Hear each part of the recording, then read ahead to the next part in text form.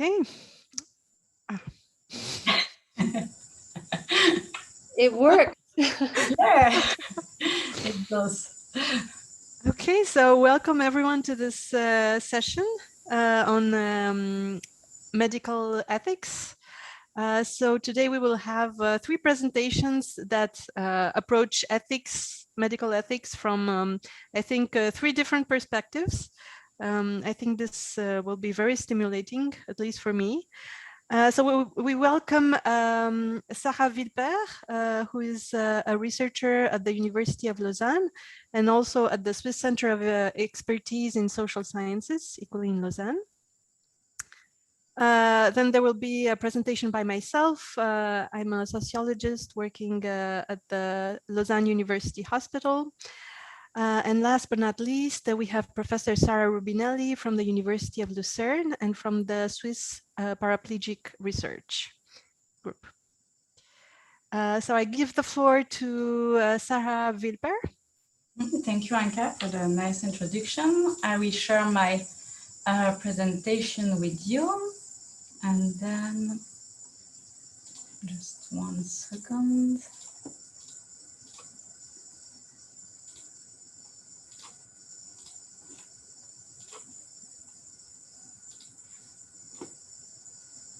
I don't know what I see. Sorry, 1 second, because it worked 2 seconds ago, but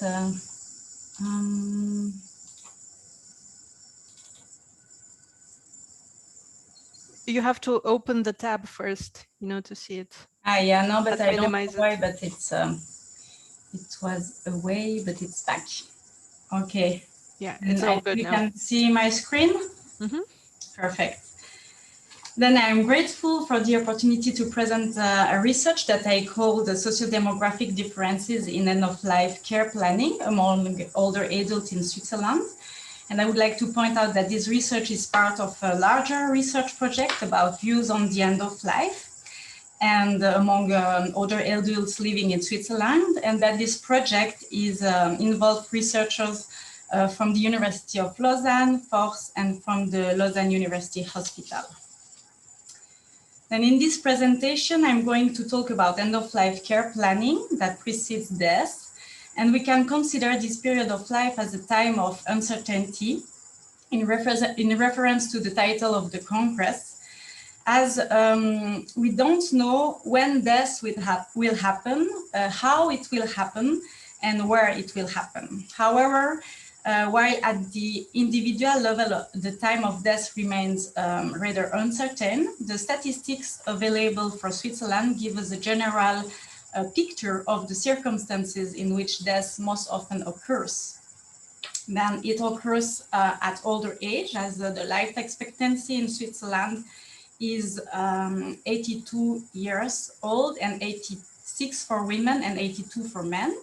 And it often happens after a more or less long period of chronic or severe diseases. And also, most of the time, it happens at hospital or in a nursing home. And one strategy to reduce the uncertainty related to death is to plan for the end of life. And the statistics show that the end of life is often medicalized, and advanced directives allows for the planning of medical treatments. But what are advanced directives exactly? Advanced directives are a document where people can record medical treatments they are withholding, such as cardiopulmonary resuscitation or artificial nutrition and hydration, for example, should they experience mental incapacity. And in addition, people can also describe in this document what they consider as important for their quality of life. And finally, they can also designate a healthcare proxy who will make medical decisions on their behalf in case of mental incapacity. And advanced directives are intended for the entire population, including young and healthy people. And the aims of advanced directives are to respect patients' wishes regarding their medical treatments in any situation, and also to help healthcare professionals and relatives to make appropriate medical decisions. Advanced directives have been legally binding in Switzerland since 2013, as they are included in the Swiss Civil Code. And the next question is, where do advanced directives come from? Advanced directives are in line with the current trend in bioethics that encourage patients' autonomy and self-determination, in particular by strengthening patient-informed medical decision-making. And beside autonomy and respect of the patients, another major principle of bioethics is justice. And in the medical context, justice means equitable access to healthcare services and also to medical treatments. And the principle of justice in bioethics leads us to our first research questions, which is, are advanced directives adopted equally in the population? In other words, we want to know whether there are differences in the levels of adoptions of advanced directives in different population groups. And to understand the social and psychosocial mechanisms at work in the adoption of advanced directives, we will look at factors that are involved in making advanced directives. And this is the second research question. What are the factors involved in the adoptions of advanced directives? And to answer these two research questions, we will refer to behavioral and action theories that allows to decompose the process that leads to a specific behavior. And according to these theories, behaviors can be predicted by intention to perform a specific behavior, and intention are shaped by attitudes towards the behavior. And different types of beliefs underlie attitudes toward the specific behaviors, which are in turn influenced by background factors such as socio-demographic and socioeconomic characteristics. And more concretely, in our case, we are considering how socio-demographic characteristics are related to attitudes toward the end of life, and how they are in turn and how at their turn attitudes are linked to our behavior of interest, which is adoption of advanced directives. Attitudes towards the end of life are measured by end of life preferences and knowledge that I will detail in the method section. And in this presentation, we are focusing on behavior, and we are not considering intention, because the relationship between intention and behavior should be investigated in a dynamic way using longitudinal data. And that's what we are doing in another study. But in this research, we are using cross-sectional data that I will present now in the method section. Then I'm using SHARE data. SHARE is the Survey of Health, Aging and Retirement in Europe. Is a longitudinal survey, multidisciplinary, and this survey follows people from age 50 to their deaths. It started in 2004, and it takes place every 2 years. And currently there are 28 European countries and Israel who are participating in SHARE. And at the national level, SHARE teams have the possibility to develop their own paper and pencil questionnaires and to administrate them as part of the SHARE main interviews. And in Switzerland, we developed 2 questionnaires about attitudes toward the end of life that we called the end of life questionnaires. And these questionnaires were distributed in wave 6 and in wave 8. And the end-of-life questionnaire addressed questions of preferences for and knowledge about the end of life in general, and for medical decision-making, as well as attitudes and behaviors towards end-of-life care decisions. Now I will present the measure used in this research. The outcome of this study is the adoption of advanced directives, and it is measured by 2 questions that are grouped.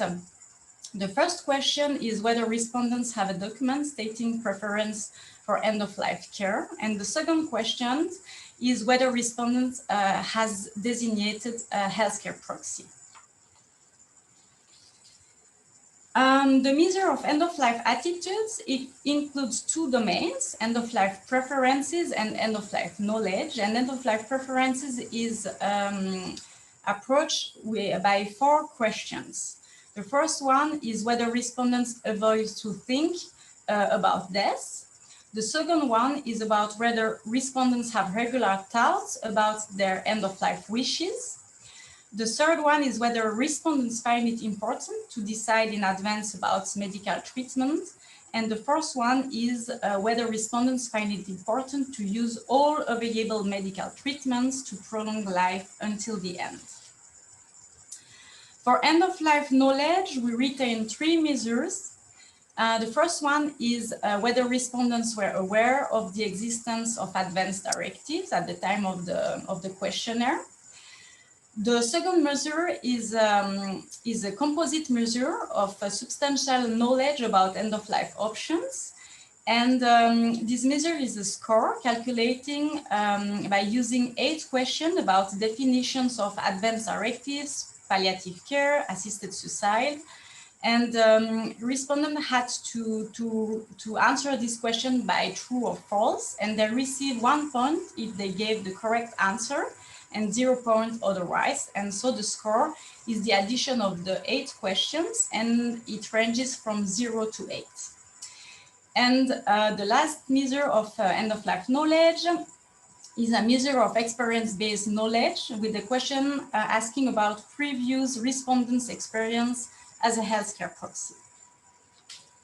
And finally, I present here the background factors, which are socio-demographic characteristics of our respondents, including gender, age in 3 groups, education in 3 groups too, partnership, which is whether the respondent has a partner or not, children, whether the respondent has a child or children or not.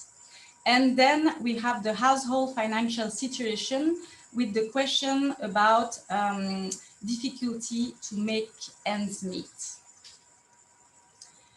And regarding the analytical sample, we retain respondents who were age 55 and over and who had complete cases. And so we obtain an analytical sample of 1,822 respondents. And now let's move on to the result section.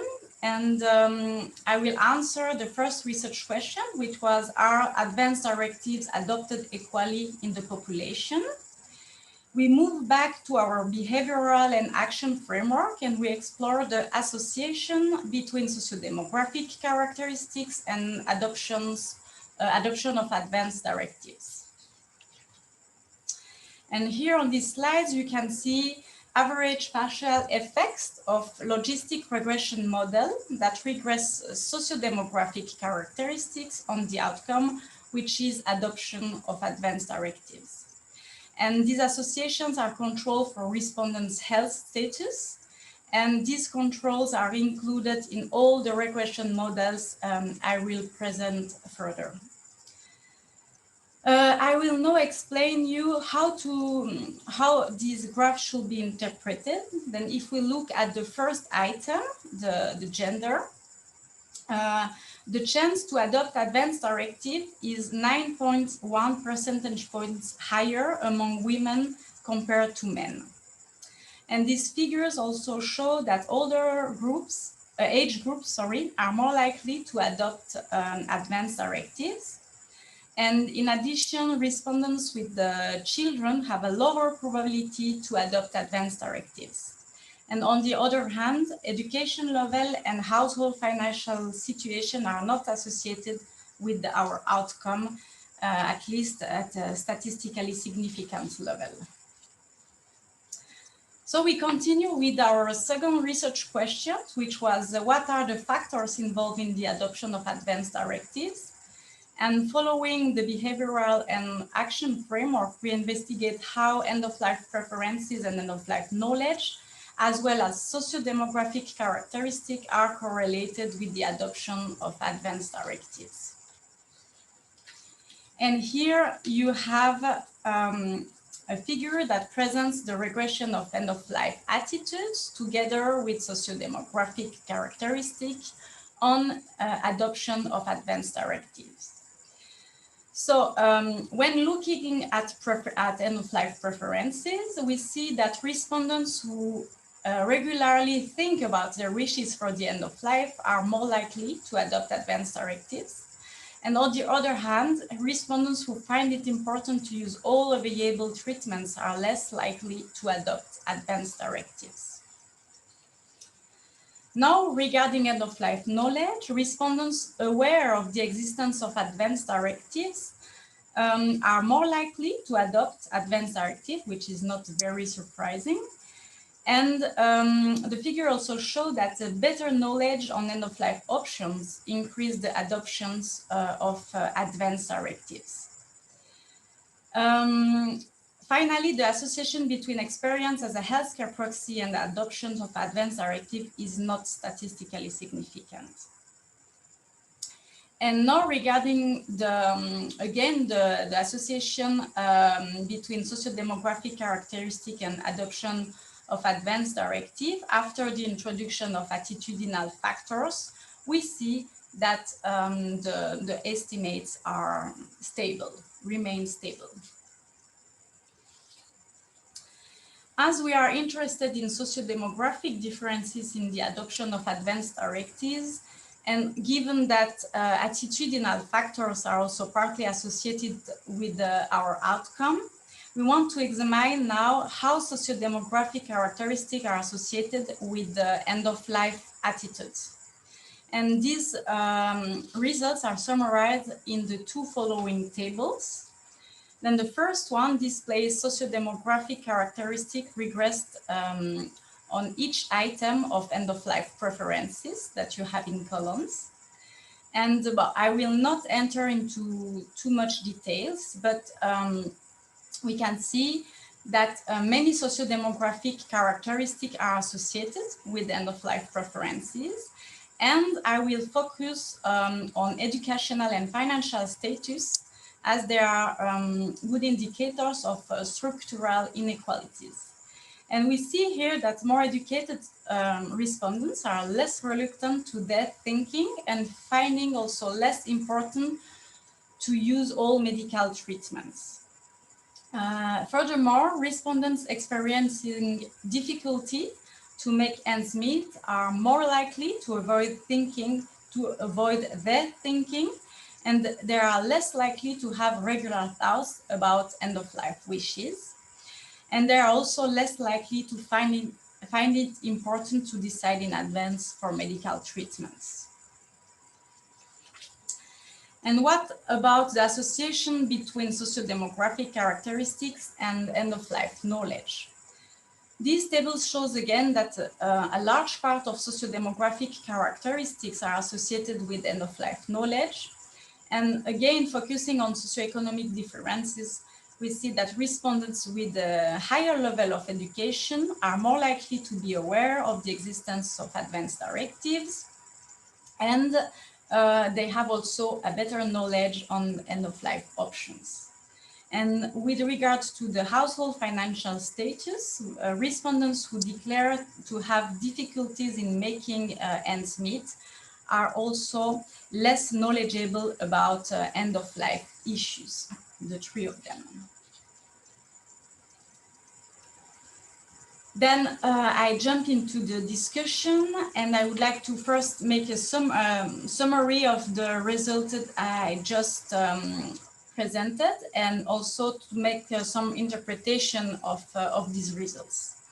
Then we found that socio-demographic differences exist in the adoption of advanced directives, and this pattern persists when end-of-life attitudes are accounted for. And we saw that women and older adults were more likely to adopt advanced directives, and we did not observe economic and educational differences in the adoption of advanced directives. We found also that some end-of-life preferences, as well as advanced directive awareness and knowledge about end-of-life options, were associated with the adoption of advanced directives. And finally, we found that many end-of-life attitudes differed by socio-demographic characteristics. I would like to discuss now specific results.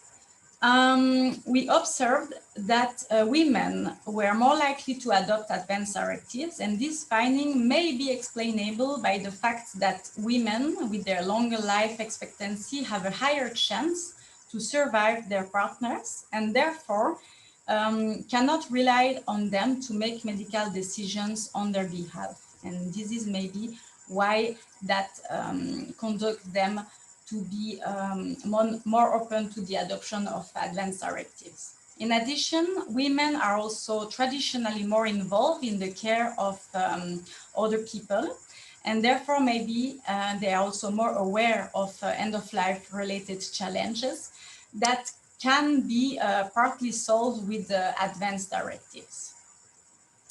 Now about older adults being more likely to adopt advanced directives. I think that it is rationally explainable with the fact that they are statistically closer to death and therefore may be more convinced about the usefulness of advanced directives. We found also that some end-of-life attitudes and in particular end-of-life knowledge were associated with the adoption of advanced directives, and these attitudes were also associated with a wide range of socio-demographic characteristics, including educational and economic status. And we saw that disadvantaged social groups, such as respondents with lower level of education and of wealth, were more likely to avoid death-related issues and showed also lower end-of-life knowledge. And this leads us to the conclusion that socio-demographic differences in the adoption of advanced directives seem rather related to objective concern related to the death and dying than to social injustice. And indeed, older adults and women who are more exposed to respectively the event of death and to dying alone are also more likely to adopt advanced directives. However, some end-of-life attitudes such as reluctance towards death thinking and preferences for end-of-life care planning, as well as worse end-of-life knowledge that were all correlated with the adoption of advanced directives, showed also important variations among socioeconomic groups that may imply social inequalities in the adoptions of advanced directives. And finally, before to end the presentation, I would like to give some outlooks on these and other research, related research we are conducting. As we now have access to longitudinal data, we are able to explore the relationship between intention to have advanced directives and the realization of the intention. The box that I let in gray on the behavioral and action framework. And so we are also able to further explore the role that socio-demographic characteristics play in this transition. And this is the subject of one of my current research projects. Furthermore, it is of interest to learn more about the relationship between knowledge and adoption of advanced directives, as it is an area where public health policy could act. And my colleague Clément Meyer, who is studying now how health literacy and end-of-life misrepresentation are associated with the adoption of advanced directive as a part of his PhD. Then I think that maybe for the next Congress, we will be able to complete the view that I just gave you regarding behavior toward the adoption of advanced directives. And I would like, before to end the presentation, I would like to acknowledge my colleagues who are taking part of this research. And thank you for your attention, and give the floor for the questions. Thank you very much, Sarah. That was very interesting. And I think it was a nice launch into this topic. I have a bit of a, I think I had a question that probably doesn't surprise you, but and you addressed it a bit in the very last slide. I was wondering whether, I know this is challenging, but after having done this study, did you think, well, that there was another factor that you should have taken into account, or another question that you should have asked these people to measure in another way, or all this awareness, or is this your second study actually? But I think that we have really a lot of really interesting information regarding these respondents, and I think that we are currently trying to make all this information together, and to exploring what are the different associations, and I think that we can really put a lot of information in this in the model that I took as a base to explore the data. And that was just one insight. And but what you see, and that is also, I thought that it would be interesting for this Congress to present, is that although we put a lot of information regarding attitudes of the respondents, we see that the socio-demographic characteristics remains very important in predicting the behavior, which is the adoption of advanced directives. And I find it very interesting, because at some point I think we can gain or convince some people on improve the information regarding all these end-of-life options, but we see that there are these structural differences that are much more difficult to lower than just increasing the information and or such kind of intervention. Thank you very much. Welcome. Does anyone else have questions for Sarah? Otherwise, Sarah, if you could stop the sharing. Yeah, of course, sorry. And of course, we can get back to questions at the end of the panel. Yeah, of course, thank you. I'll follow up with my own presentation.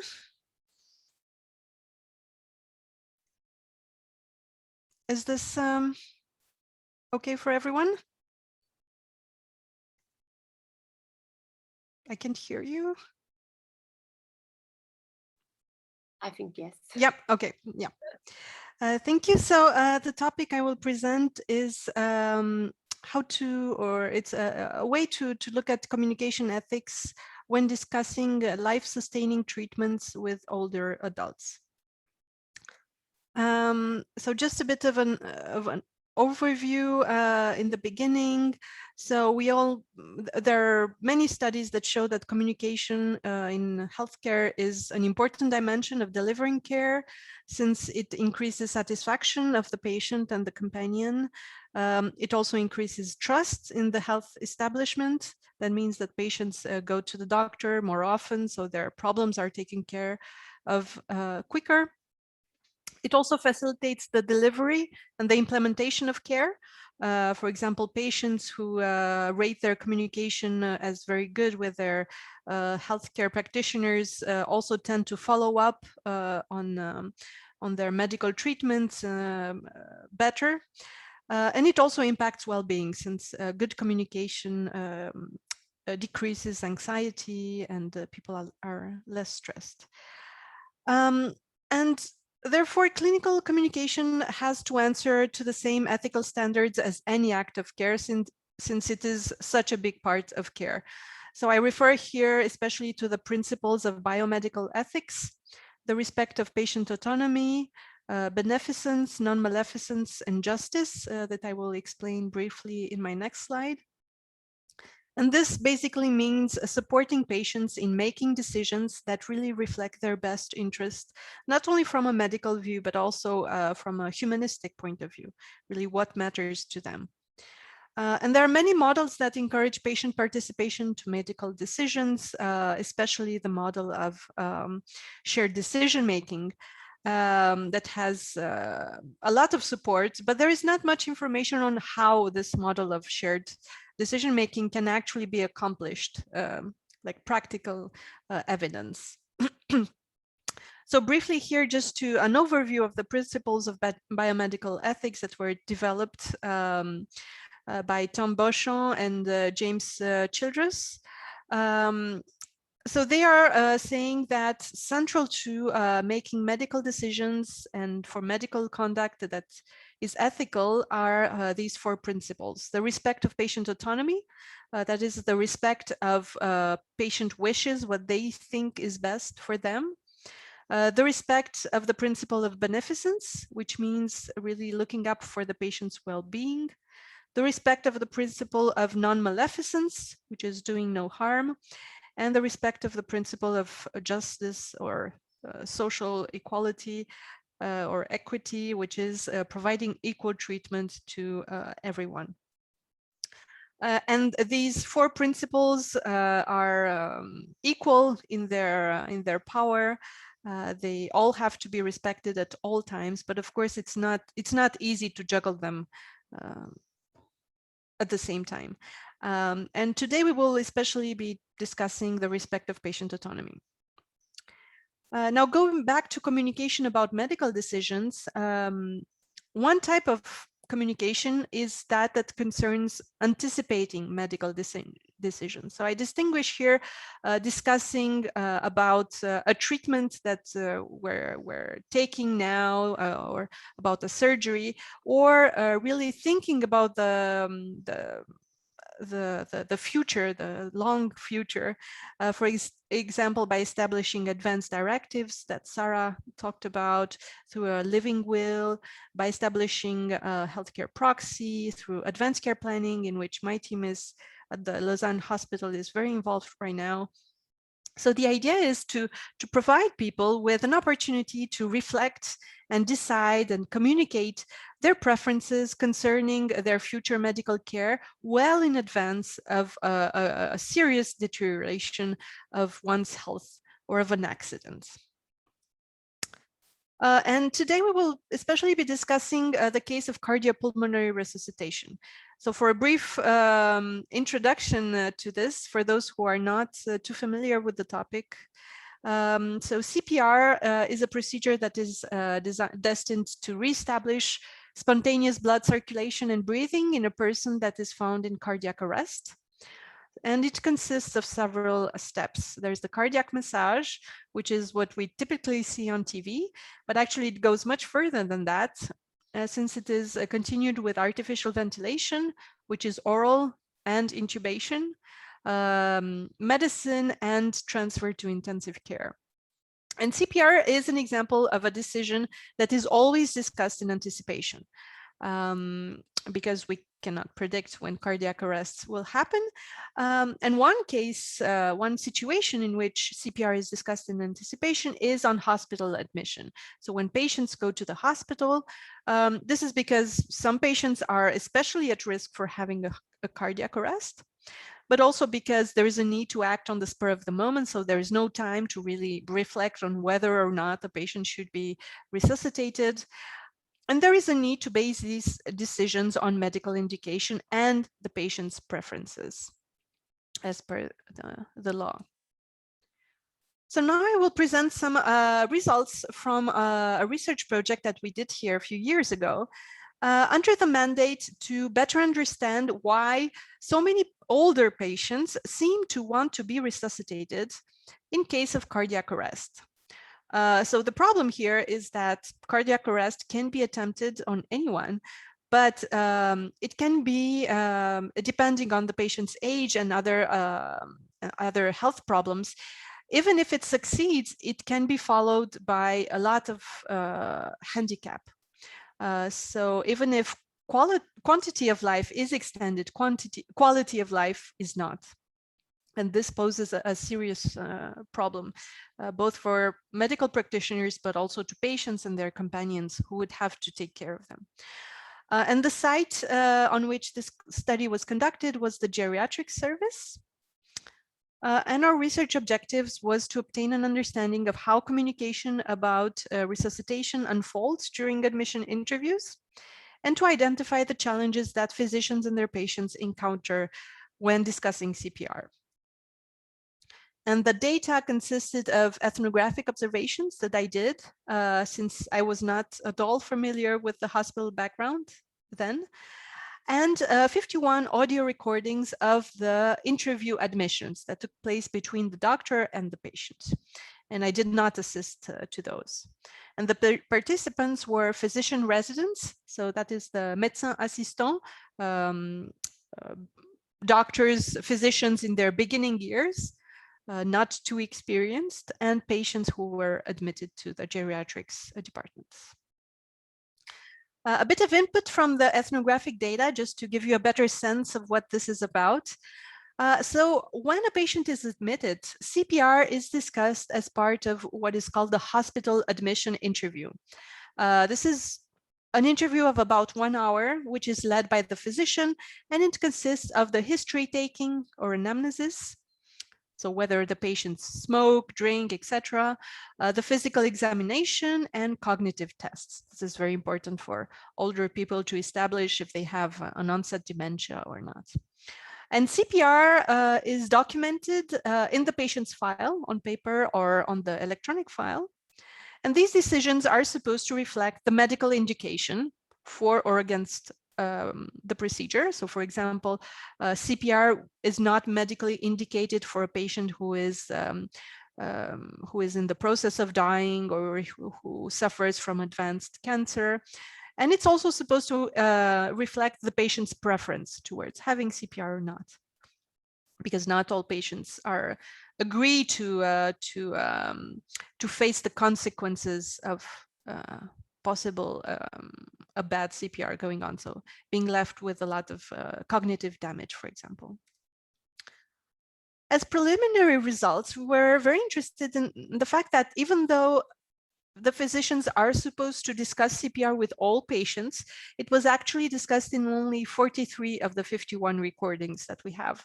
We're not sure whether this was because of forgetfulness or whether it was because of the fact that the physician didn't feel that he should have included the patient. And another interesting thing was the length of these CPR discussions. So it's a really important discussion about an important medical act, though the shortest discussion lasted 7 seconds and the longest 9 minutes. And the mean of the discussions were of 1 minute and 45 seconds. So you will have some examples of these. The research methodology was conversational analysis, which is really situated at the border between sociology and linguistics. And the research focus was on the conversational practices that result in the patient expressing a preference in regards to CPR. So whether doctors ask them, or how is this patient preference brought forth, and also what opportunities these practices occasion in terms of involving the patient in the decision process. So this is our ethical interest in this data. And here is an overview of the results that I will describe now. So we identify 3 practices of bringing about the patient's preference. The first one is the direct questioning, asking direct questions. The second is open questioning, using open questions. And the third is using no question at all. And the idea is that it's not really sufficient to ask patients what they want in order to respect the ethical standards. And that our data really show that there are 2 aspects of respecting patients' autonomy that Sarah also mentioned earlier in her presentation. It's offering opportunities for the patient to freely express their preference without any pressure towards one one course of action or another. I think this is the most basic view of patient autonomy, but it's also supporting patients in reflecting and making decisions on the basis of accurate information. So this is the first practice. It's using a direct question or questioning. You will see they're not actually questions per se. So usually with conversation analysis, we listen to the excerpt, but this is a bit difficult with Zoom, so I will just read them. You can see here in green are the physician's lines, and in purple are the patient's lines. So here the physician is in the history taking part of the interview. In line 1, he's just repeating what the patient said. The patient said that he wants to get back on his feet. So the physician is saying, get back on your feet. He's taking that down, that's it. And then in line 3, he launches the conversation about CPR. So as if there's a problem with the heart or something general, we resuscitate you. The patient says, yeah. Physician says, yes. And the patient says, oh, yeah. So just, we use a lot of transcription symbols in conversation analysis. I didn't include all of them, but I did include some. So I would just like to show you what they are about. So we note the silences. Here you see in line 107 is actually 7/10 of a second. So not a full second. Then you see we note the lengthening of the syllable with 2 points. When we underline one word, it's because it is pronounced in a stressed way. So here it's yeah. And then when we put 2 circles around the word, because it's pronounced softly. Okay, so what we see in this excerpt, in line 3, the physician starts quite abruptly to discuss CPR. It's a history-taking style or anamnesis style. That means he's looking for information that the patient can give him. Just like, do you want to smoke? We resuscitate you, etc. In line 4, he mentions a hypothetical scenario. So that concerns the possibility of the patient suffering a heart attack. So he says the heart or something general, if there is a problem with the heart or something general. So this is a very generic presentation which downgrades the risk that it actually poses to the patient. And in line 5, he makes what we call a pronouncement, which is unilateral because he says, we resuscitate you. It's definitive. He's not actually asking a question to the patient. And this pronouncement is turned towards a specific course of action, resuscitation. And then you can see that in line 6 and 8, the patient confirms. It's a minimal confirmation, but it treats the decision as obvious. Oh, yeah. Here is another example, still in this practice. So here it's another physician and another patient. In line 1, the physician says, okay, here I see that you said, if you ever have a cardiac arrest, you don't want to be resuscitated. That's right, huh? The patient says, to be? And the physician goes, resuscitated. It means if, for example, and then the patient says, oh, if I die. Then the physician laughs, but no, actually, if, for example, we go to your room and we see that the heart has stopped, should we try to do the massage for restart the heart? And the patient says, oh, well, yes, why not? I still enjoy living. And in line 12, the physician goes, all right, yeah, because there I see that it wasn't mentioned like that, huh? And the patient says, I would still enjoy living. Big pause. Maybe I said no before, but now the more I come of age, the more I want to live. So line 1, the physician says, here I see that. This is a reference to the patient's file. It also comes up in line 12. So she is basing her her supposition on a very practical evidence. The fact that before, at the prior hospitalization, apparently, the CPR decision that was put down in this patient's file was to be resuscitated. And therefore, when she says in line 2 and 3, you don't want to be resuscitated, that's right, huh? It displays a quite firm expectation about a course of action, about the fact that the patient should not be resuscitated. But we see that there is kind of a problem here. And in line 4, the patient says to be. This shows a miscomprehension. And in line 5, the physician tries to solve it by explaining what resuscitation means. But in line 6, we see that the patient actually really understood what this is about. And she says, oh, if I die, which is actually accurate. CPR happens if a person dies. But in line 7, the physician says that no, actually, no, this is not about dying. And she uses laughter as a way to deal with being ill at ease. What is provoking this ill at ease? It's probably the fact of the patient referring to dying. And then in line 9, you can see that she rephrases her question. She goes from, you don't want to be resuscitated, that's right, huh? To, should we try to do the massage to restart the heart? There's a change of attitude regarding what is the relevant course of action. And here we really see a questioning of the patient. In line 11, the patient treats this course of action, the idea of doing CPR, as quite obvious. Ah, well, yes, why not? I still enjoy living. And you can see that in line 14, she repeats this account. She still enjoys living. It's a justification that is encountered usually when dealing with things that are not supposed to be there. So what happens with this straightforward questioning is that the physician is actually referring to one course of action. This can happen under the form of a question or under the form of an announcement. It displays an expectation because the physician articulates the option that is least problematic and most probable. You saw in excerpt 2, this was on the basis of the patient's file. And the physician also displays an understanding of the situation, of their role. Is it their role to decide?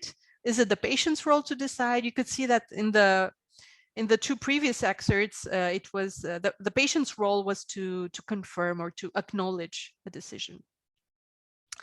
When the physician refers to a course of action, it makes relevant its confirmation or validation. And when the patient doesn't agree, which happened in the second excerpt, you could see that they need to work out a justification. And we know that this is sometimes difficult for patients.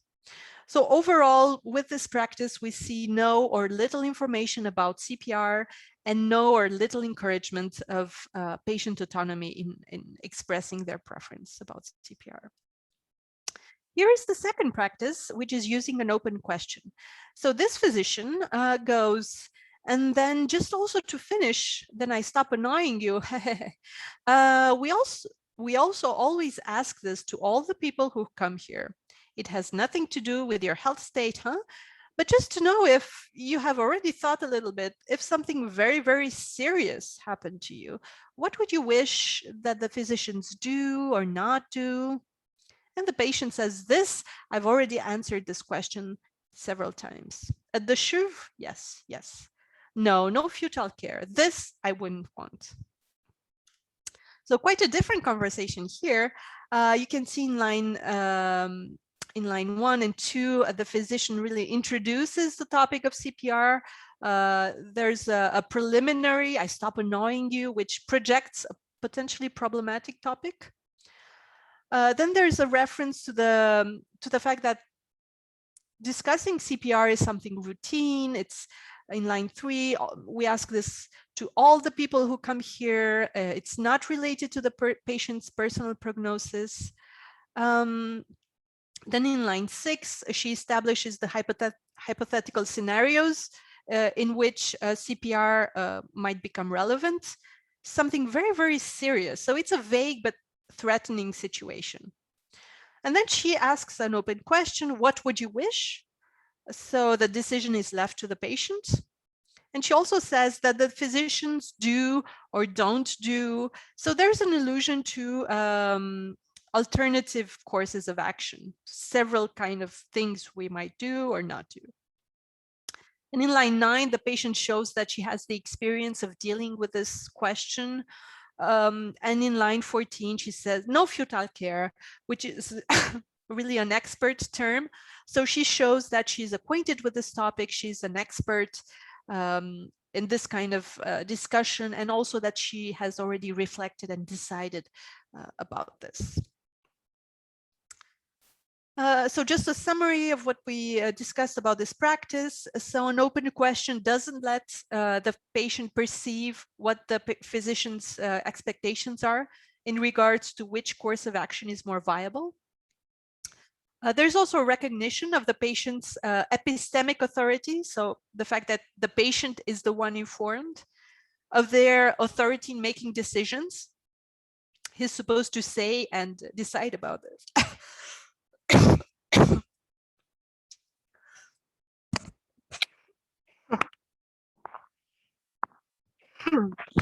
I'm sorry. But there is no verification of what the patient actually knows about CPR, and no occasion for the patient to deny their status. So we can say that decisional autonomy is encouraged, but informed decision is not facilitated. And now for the last practice. So here the physician says, about we discussed with you, well, actually, I will ask you a question that we always ask all patients, all right? It's to know your will if ever something happens to you and that you can't express your will, all right?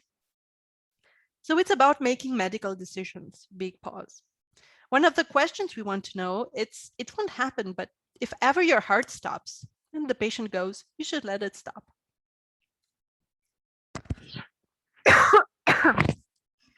So what we see here is the physician is projecting a question. She says, I will ask you a question. It also happens in line 3. We ask. It also happened in line 8. But actually, the question is never really articulated. And in lines 3 to 9, you can see that the physician has some kind of difficulty in really putting forth, explaining what is the hypothetical scenario in which CPR might become relevant. So explaining cardiac arrest. And then in line 9 and 10, she says, if ever your heart stops, you can see that here the turn is syntactically incomplete. And in spite of this, in line 12, the patient offers their answer and preference in anticipation. She says, you should let it stop. So again, a decision against CPR. With this practice, actually what we see is a lack of a request or a reference to a course of action by the physician, and yet patients offer their decisions in anticipation. And this is a practice that is only encountered in relation to preferences to not resuscitate. It creates an opportunity of what we call in linguistic terms an anticipatory completion. That is, it's a syntactic construction in 2 parts. If cardiac arrest, if your heart stops, if something serious happens, and then the decision. But the part with the decision is not articulated by the doctor. It's articulated by the patient. And what we can generally see is that responses that are offered like this by the patients are offered in coordination with the physician. So they show voluntary affiliation to the conversational project. The patient positions themselves as knowing their preference and ready to make a decision on this basis and ready to share their decision. But of course, for the physician, there's still a need to investigate further. What the patient knows about CPR, what the meaning of the decision is, etc. So my discussion and conclusion in regards to decisional autonomy is that I wanted to show that there are different ways to elicit patient preference. Direct questioning, open questioning, etc. And this displays different comprehensions of roles and distribution of knowledge and the authority to make decisions. What is the patient's role? Is he the expert? Is he just supposed to validate? And also the physician's expectations about what is the most probable decision, what the patient's level of information is, and also to what extent the patient wants to be involved, for example, when using an open question. But what I really wanted to show is that it's not sufficient to include patients in decision making by asking them questions, because we really have to consider these two dimensions of autonomy. Voluntary expression of wish. So here we could think that questioning them, asking them questions is sufficient, but there's also the side of making informed decisions. And for this, it's not sufficient to just ask questions. Thank you very much.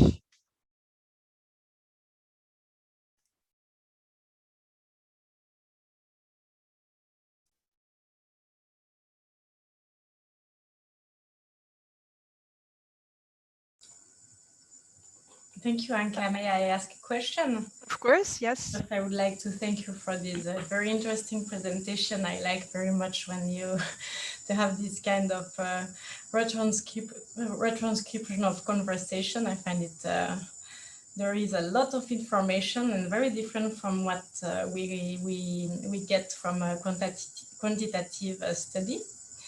And just wanted to ask you, first of all, when this question comes in the discussion with the patient, if it's at the beginning, at the, I think that once it was at the end, but normally they follow a forum, or they have, how do they proceed with this question? Yeah, thank you for this question, Sarah. So usually in the medical file, it's all the way at the top. Okay. If they really followed the medical file, this would be the opening question, which obviously is very strange, weird. What they do is that sometimes they ask it. There are cases in which they ask it in the first 5 minutes of the interview. So after confirming their name and the reasons for which they're coming to the geriatric service, then I think the majority asks this question at the end of the anamnesis of the history taking. And then still an important proportion asks it at the end, of the very end of the admission interview. There are physicians who say, thank you very much for this interview. Oh, just one last question. Do you want to be resuscitated? So I think this also kind of explains the difficulty in broaching this topic, because of course to ask it in the very beginning is hard, and at the end also is hard because the patients are a bit tired. And yeah, of course. And are there other sensitive question in this admission interview, or it's the one that's... Yeah, I don't know if it was just my feeling as a completely outsider, but I thought that the part of the cognitive testing was not well perceived by patients, and doctors had a difficulty with it. It's when so the physicians ask the patient to draw a watch.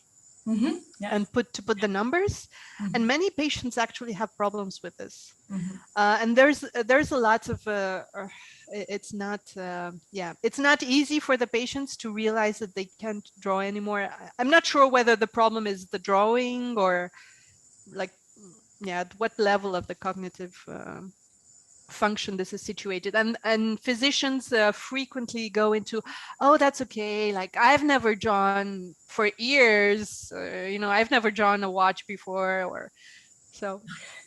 Okay. A very different topic from CPR. And it's a very intense interview, this admission interview. Thank you very much. I think there is another question. Yes. Let's Mr. Burnier. Yeah, thank you.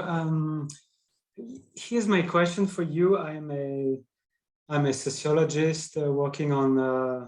I made a thesis on end-of-life issues, but so I left a bit this area. But my question for you is: in your research, do you and you'll probably see me coming with this question as a sociologist, but do you take autonomy for granted, or you question this value of autonomy? Because as a sociologist of ethics, when a person, an elderly person or someone is sick, we can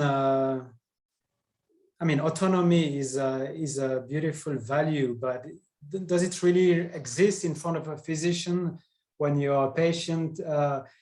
They are not equal here in your conversation. So in whatever phrase they are questioning their patient about CPR, do you take first this unequal relationship between maybe a young physicist dressed in white, etc., and a sick patient, older, etc.?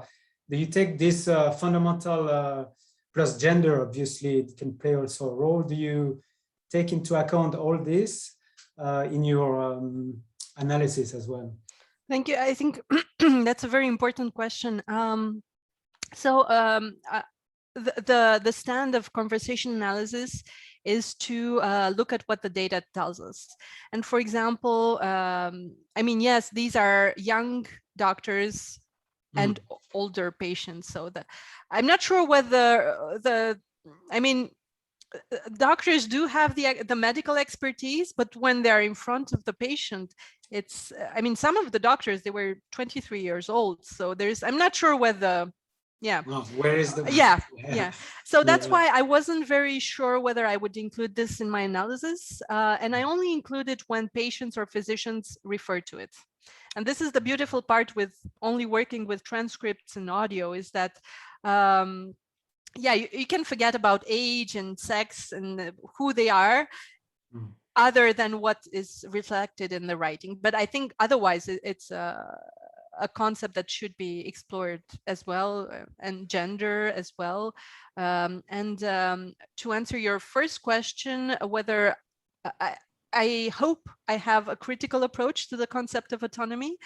I do not necessarily think that the shared decision is for everybody or for every context. In this situation, there are clearly patients who want to be resuscitated and for whom it is not indicated. So I'm not claiming that, you know, they should have their say in this as much as the doctor or anything. But what I like to say is that patients have a right to be involved in this discussion. And I always try to tell physicians, because we're doing a training, a communication training on the basis of these results, we're always trying to tell physicians that not having a medical indication towards CPR does not mean not having an indication towards discussing CPR. But of course, this is confronting for young physicians who want to take care of patients to make sure that they go home in a good, healthy state. So, thank you. Thank you. And I think I will let the floor for Professor Sara Rubinelli. So thank you very much. Thank you. I'll just share. Yeah. Okay, so my contribution today, I would say I would shape it as I would classify as between communication sciences, sociology, with a main focus on ethics and what should we do. It has a normative framework, and it concerns very much a topic on which I'm working, and here I put with the free hat, because this is a framework under a Swiss National Science Foundation project that I'm doing together with my colleague Nicola Diviani on institutional communication, health communication during pandemic, with some work that I'm doing with the World Health Organization. Specifically, I'm working on the topic of infodemic with them, and we are developing a framework to empower health institutions to how to manage this information, how to deal with this information.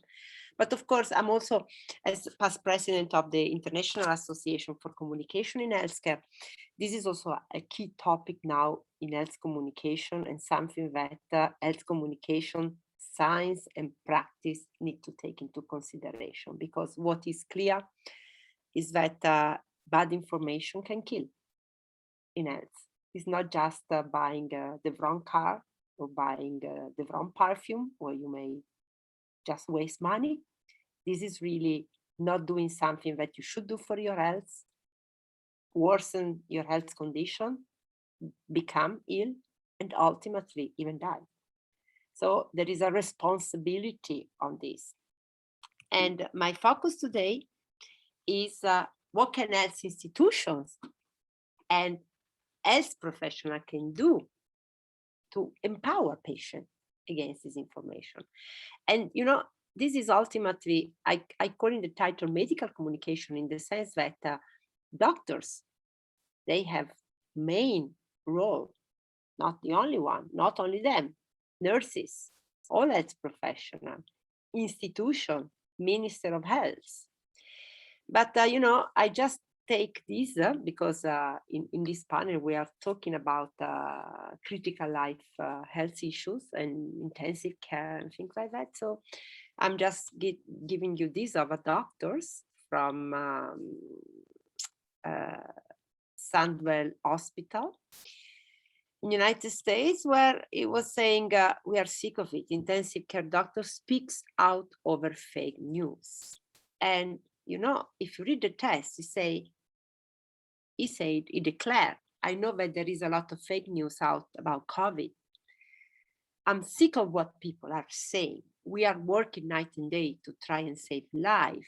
So I can tell you with 100% truth and honesty that COVID is real. We are now in a worse situation where doctors have to declare, look, this is a health, this is real. That tells you the level, but to some extent, I mean, this was in February last year, was even worse. But even now that we start to see a light into the tunnel of the pandemic, yeah, you know, there are still people who think that COVID was never a problem. Still, there are videos circulating in these days, which COVID is like a flu, and that all this has been invented for some other purposes. And you will say, okay, but these are just.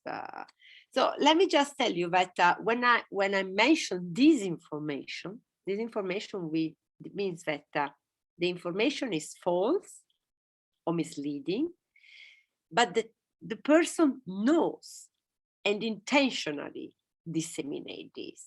So here you see already a first ethical problem, because you may not know that something is a fake news, and honestly and genuinely wanted to spread it because you think you benefit the other.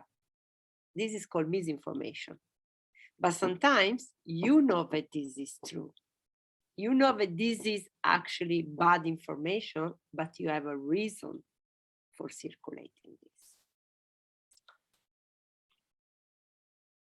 I mean, PubMed is full of articles now about the problem of disinformation. I just put some examples here.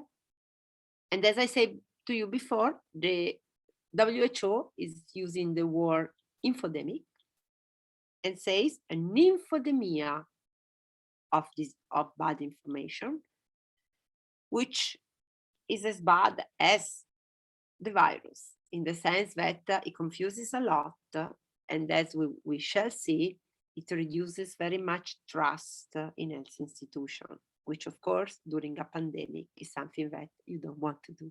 You need the trust of people. Here, just to say, when there was the news about the fake news about drinking methanol to cure coronavirus, this study showed that about 800 people died. They actually did it. And almost 6,000 have been hospitalized, and 60 have developed complete blindness. They actually drank methanol. And one will say, yeah, but why would you do something so silly? It's communication explains it very well. When bad communication is promoted by influencers who are very persuasive, people trust them. And this is where the health professional need to develop this trust. Otherwise, other people will talk to the person you want to reach. Here are some of the bad news, of the fake news. which circulated. So eating garlic can cure coronavirus, drinking bleach may kill the virus, and you know where this fake news came from and was promoted. Drinking alcohol may kill the virus, or you have a lot of conspiracy theory. So the most still circulating a lot is about that coronavirus was basically came out result of a decision, a design by Bill Gates, China, together with WHO and the pharmaceutical company. So they created the virus together. They spread it in the world so that the company, the pharmaceutical company, can earn money with this vaccine, which according to these conspiracy theories was created even before the virus. Nice story. It's a very compelling, very easy. Everybody understands this story. Everybody. And we have information about where the virus comes from, how the virus spread, symptom and treatment. And here again, very important article, coronavirus doctors for treatment at the hospital. This doctor says in the COVID pandemic, smartphone and social media have connected family. Very beautiful things. However, they have also generated dangerous fake news. In Bradford, there are online reports that non-white patients admitted to hospital are being left to die. And here is one which is totally false, but the post read, "Please don't show my details. I work for BRI Hospital Trust. I'm begging all the asthmatic community, if you have any health condition, please do not go to the hospital. You will not come back alive from this trust. Also have your daily black seed oil, which prevent all disease." This is a typical, I could cite thousands of these. Now, ethical dilemma. Why are we not stopping people from being able to spread this? Because there is a freedom of expression as a human right under the Universal Declaration. And so everybody shall have the right to hold opinion without interference, especially if I'm not aware that something is a fake news and I disseminate it. To what extent am I guilty if I don't know? And the other thing is that some amendments were made, but were about really obscenity, pornography, hate speech, as it is called. So, you know, the example of Trump, which was banned by Twitter because of this provoking hate. Otherwise, it's very difficult. And why is difficult? Because basically there is a moral responsibility, which is assumed that people will not intentionally deceive other people, and moreover that people in a time where they want autonomy, self-determination, they also have to have critical skills to be able to detach from themselves what is good or bad information. Now, why are those people are doing this intentionally? Why do they do it? As I say, no awareness. Sometimes they generalize over personal experience. So I do not know anyone who went into intensive care. Therefore, COVID is not such a bad thing. I don't know anyone. Developing view because lack of knowledge. So lockdown is against freedom. A lot of people are mixing freedom and healthcare, public health intervention, completely saying that if I had to wear a mask, it's because you want to impede me from having freedom. The other thing is WHO is such a bad organization, but most of the people are claiming this. They have never been on the website of WHO. They have no idea whatsoever how WHO works. And moreover, they think that WHO is one single person who can decide together with Bill Gates to create COVID, and do not reflect on the fact that WHO is a body with thousands of researchers and connection all over the world. But this is really no awareness. Money. The no-vax movement is earning so much money. How? From spreading information on the social, from clicks, from sharing, from a lot of things. Populism and propaganda.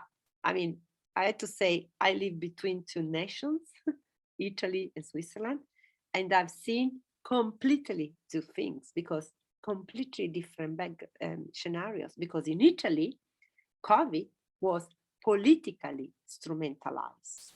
So those people from the right or from the left party, they were actually thinking that COVID exists. COVID does not exist.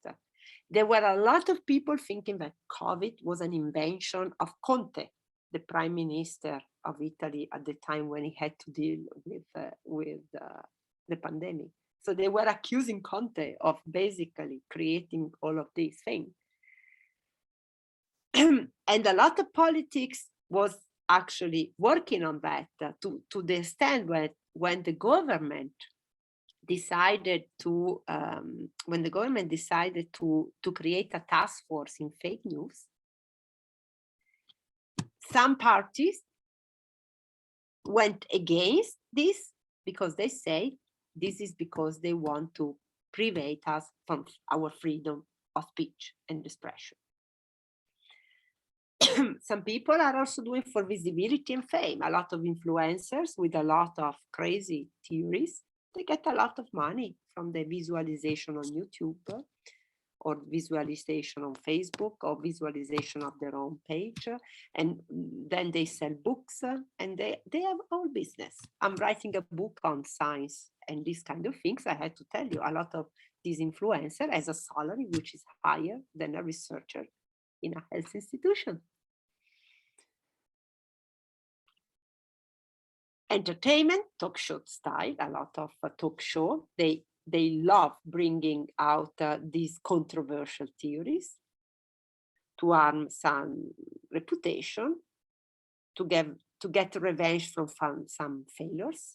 So for example, there are journalists attacking other journalists and say, there are doctors, medical doctors, which for some reason have been excluded by the community, which actually promoted a lot of conspiracy theories saying, we know the truth, this is not what the health institution tell you, we know the truth, and because we know the truth, we were kicked out of the medical corporation. They use this argumentation. They say, we know, and this is why they don't let us speak. But again, sometimes there are people with not a background in healthcare, but sometimes they have people with a background in healthcare.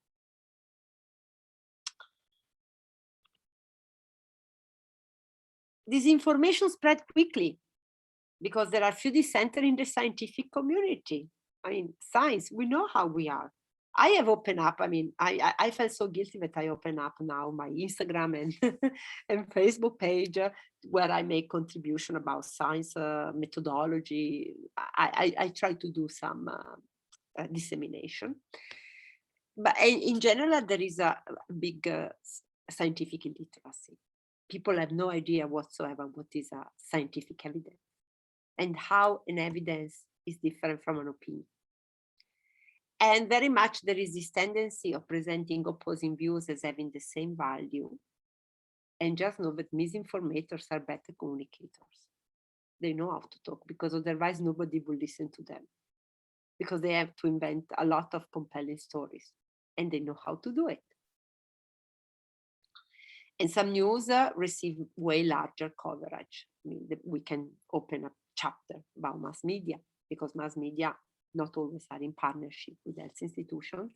They have also to sell articles and titles, and in this sense, they play a lot on some of these aspects. Now, we need And here is medical communication. Health professionals need to help institutions to establish trust. And they have to promote critical literacy, which means basically to guide patients to enhance resilience to this information. They have to help them to really be critical thinker and therefore to be good in informed decision making. Because if I make a decision based on false content, yes, I have the freedom of doing it, but I'm doing something which ultimately negatively impacts on me. And so to build trust and credibility, you cannot just think that as soon as the pandemic starts, patients trust you immediately. If there was no relationship before. So it's very much important to nourish, I would say, your community and to make sure that you give enough information, enough tools so that they can become independent. And I know that is the issue is the resources, because most of the health professionals will say, yeah, but when do I have the time to do this? I'm very busy. And this is a system problem, because systems need to empower much more institutions in having resources for communication, because now it's clear is as important as the vaccine to some extent. Then you have to listen to people, because there is no point in giving information that people does not need. You need to give information on topics which are relevant for people.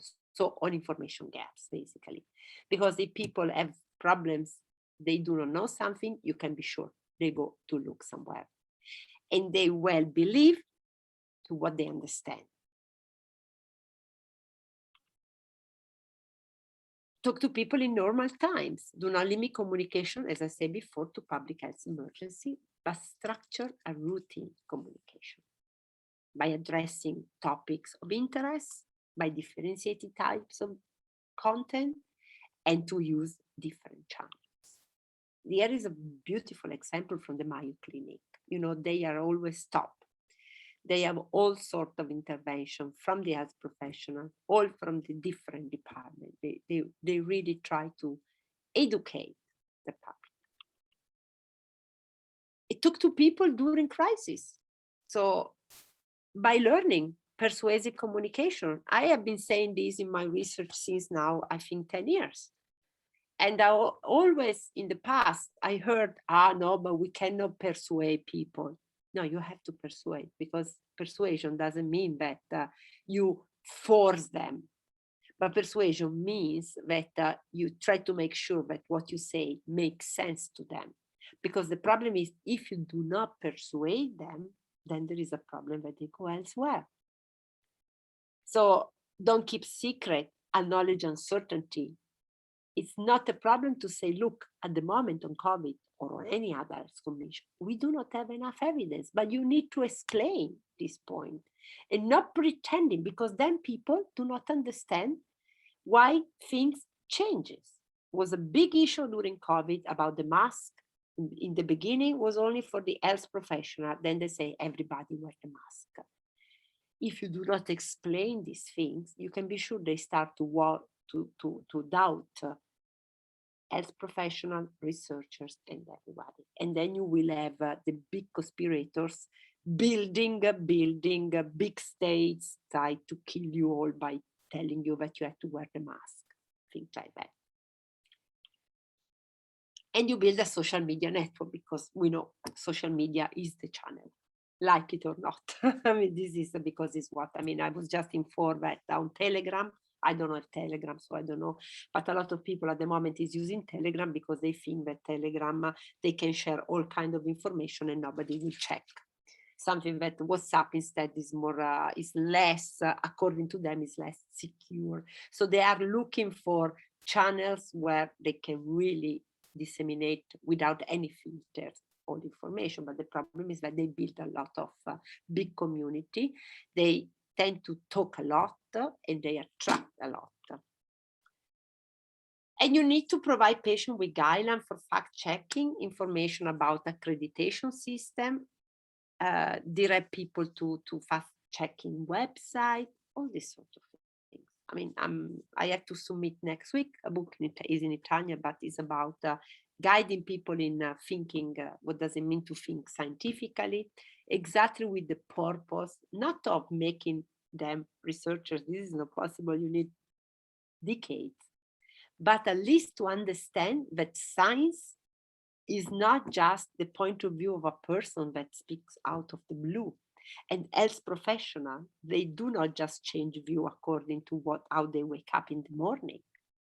They have to understand that there is a methodology behind, which, if you think, is at the core of science and at the core of medical profession. And you have to invest in pre-bunking, as I say, a vaccination against misinformation, which would mean to prepare the product. So, specific recommendation to conclude. In a lot of health field, especially, I have to say, in relation to the panel of today, those where there is a risk, of dying. Uncertainty generates fears, knowledge gaps, and people try to look for answers. So people follow you if your information makes sense and if it is in line with their thinking. In this sense, it's always very important to tailor your information according to that. Patient education is fundamental, and one can say, here we are again to health institution wanting to educate people. Is it a top-down approach? No, because medicine is a technical field. And I don't understand why nobody questions engineering, architecture, but everybody at the moment feel that they can question the practice of doctors and science. So they need to be educated, which things do not work out of the blue. Doctor, health and health professionals have the responsibility to contribute to health communication for the benefit of their patient. I think this is really in line with what the doctors have to do at the moment. Time or not time at disposal, but as you see, if they don't do it, then we have the risk that they lose patients. Because the other thing is doctors and health professionals are main sources of reference for building scientific literacy and being able to detach this information. So it's very much important to have them in the arena. And I just want to feel with this because, you know, this is where we are calling people to intervene. Here we have flattened the curve, so health system capacity, so number of cases, time since first cases. We play with numbers, present numbers, and do everything, and then you have the person, whatever. It's just like a cold or a flu. Thank you very much. Well, thank you very much for this presentation. That was really very interesting. I will let other people see if they have questions. Otherwise, I might have one. What really struck me is that we could see, like, when you were talking about resources to fight against this misinformation, there were like very short-term, right now, doing something right now, but there was also an emphasis on something that the institutions and the health actors should have done a long time ago. And I was thinking of the public visibility, and this is so important. And I remember that one of my colleagues who is a physician, she was telling me that there was actually a misinformation campaign within, I mean, aimed at the health professionals. And at the SHUV, there was a fake account of the SHUV. I don't know whether on Twitter or some kind of app that was saying like the intensive care is overflowed. Be prepared to be requested for assistance in other departments. And my colleagues were alarmed by this, and they were coming early to work, and they were, I mean, stressed about this and all that. And apparently it was just a fake account. And this is when the Lausanne University Hospital established their account. And now each week they're sending the numbers, who is sick, who got well, among the professionals, among the patients and all that, which is really good. But I mean, I only hope that they will keep this, sending this info. And I think it kind of brought together the community. It brought us together to fight misinformation of patients, but also to fight misinformation among us. And that is, I think, one of the beautiful things that can also come out of a crisis. Yeah. Yeah, thank you for this comment. Absolutely. If I can, I have also a question. Thank you for the very interesting presentation. You said that we need to have more persuasion and to reach people where they are, to convince them. And I would like to know your point of view between persuasion and manipulation. And yeah, and also and that's related to what we talked about previously in the previous presentation, with the autonomy and the fact that some people, yes, they have more education, more information, and how do you use this information, but in a good way, and not not manipulate people to make them do what you would like them to do. Absolutely. Key question. I mean, this is a chapter per se, but no, I mean, very, very shortly, persuasion means you try to convince of something that you think is really good for the person. Mm-hmm. So a doctor has to try to convince a patient to do a certain treatment because he thinks the patient should do it. Manipulation is when you want to convince a person to do something, but not for the goal that you declare, but for another goal. So I tell you that you should take this medicine, for example, because and tell you this is really good for your health. But every time you buy this, I get 50 francs. Mm-hmm. That's manipulation. That's manipulation. But maybe you are convinced that it's for the good of absolutely, and it's not, and it's sure that it's the truth, no? Mm-hmm. Then you also need to have this distance between what you think is good and what is really proved to be good. But and I have just a last question. I don't know if we have time, Anka, or we'll see. Okay, you can try to ask it. But you say that we should more use social media to spread out this, to disseminate this information. And but as I'm working with the older people, of course, more and more older people are also using social media and do it very well and like it. But there are also people who are completely disconnected. And I would like to know, what is your opinion on which kind of channel we could also use or develop for this kind of population? So first of all, there are still a lot of elderly people are now accessing social, and especially they are accessing WhatsApp. WhatsApp is something that they find it easy. So to have, but you need to coordinate them. So for example, you create groups of them, and then you give information to them. Then they do it. They do it. Because I mean, we are now turning to a generation who more or less is using social media at all levels. So even on that. On the other side, within the specific healthcare institution, to have the group of the patient, because I think this is not something that you do for the whole nation, but I think each community should take care that they have enough technological channel and enough in-present channel. And this is something that everybody should do. Mm-hmm. But by instance, in my population, there are not all patients that don't have regular contact with the physician or hospital or other healthcare services.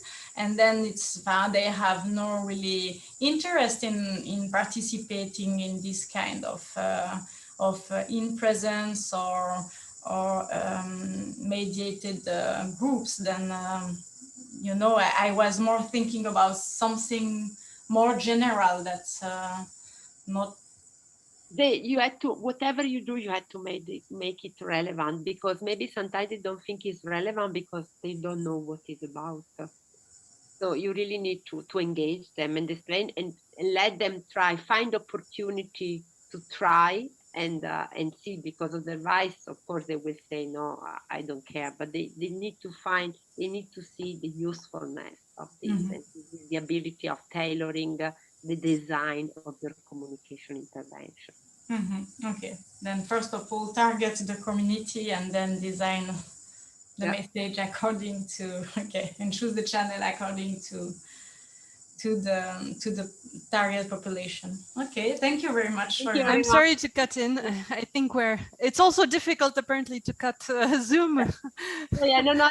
I see the coordinator is sending me a message. So. Yeah, okay. So leave them. Thank you very much. And I hope we'll get another chance to discuss about these topics. Yeah, that will be lovely. Thank you very much. Thank you very much to both of you. Bye-bye. Bye-bye. Thank you to our host as well.